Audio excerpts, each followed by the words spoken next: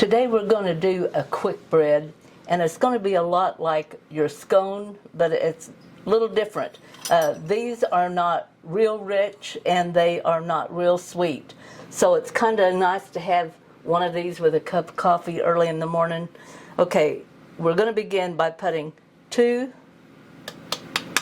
1/2 cups of all-purpose flour in our bowl.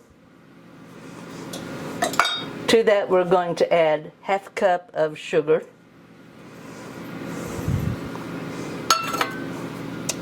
4 teaspoons of baking powder,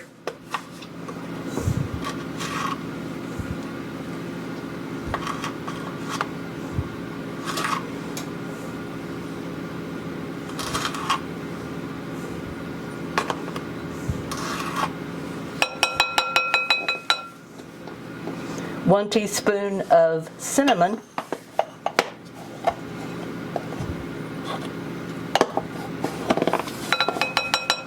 and about 1/4 teaspoon of salt.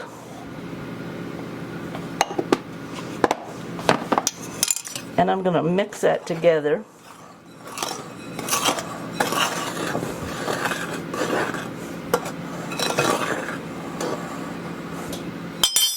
Then I'm going to take 1/2 cup of butter, which is equivalent to one of our sticks of butter.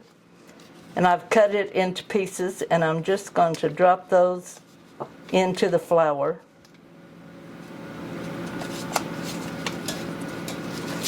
Now this butter is cold.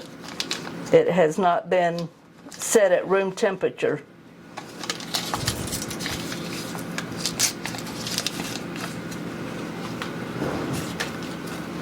And I'm just going to mix that together with my hands until it looks like pie dough. Now just kind of sift your hands through there, and look, if you've got any bigger pieces of butter, you're going to want to mash those into your flour. Okay, I'm going to make just a little well there in the center.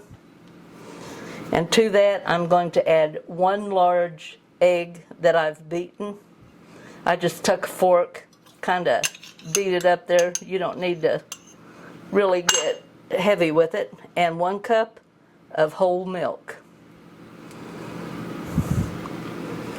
And I'm just going to stir that together until it's well mixed.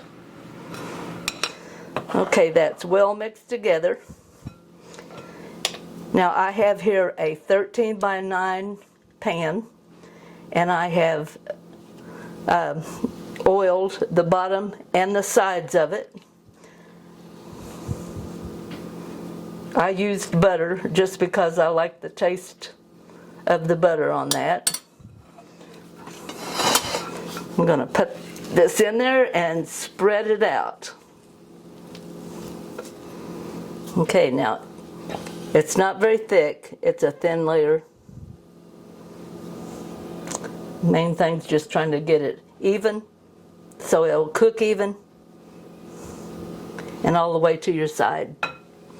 Okay, we are now going to cut this, and we want 15 squares. So we're going to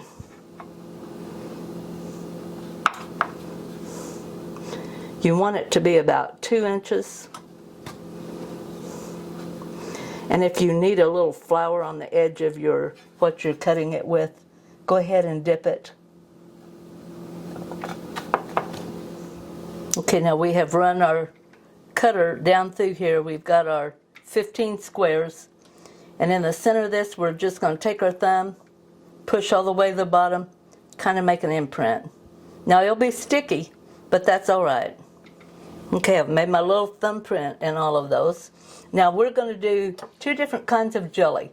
I have a raspberry preserve here, and I have an apricot.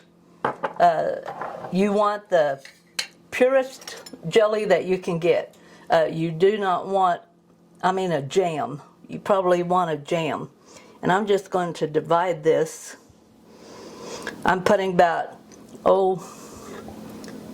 almost a teaspoon in each one.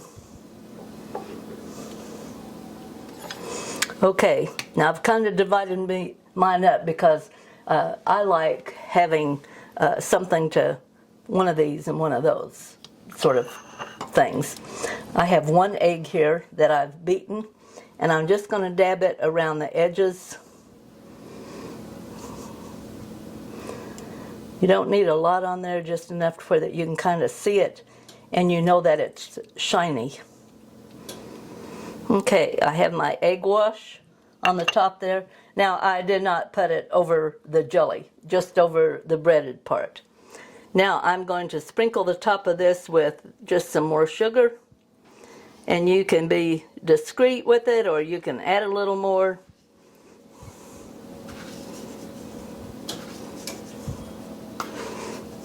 This helps to make the top brown. Helps to brown the top. Make it kind of crusty on top. Okay, I'm going to put this into a 425 degree oven, and we're going to bake it for 15 minutes, and that is the first stage. Okay, our 15 minutes is up. Now we're going to change down to 350, and we're going to leave them in there anywhere from 15 to 18 minutes. Time is up. Oh, and we're going to get that out.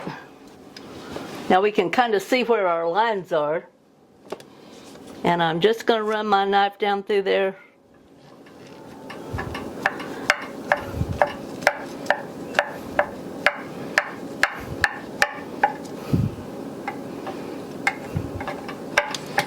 Oh, these smell so good.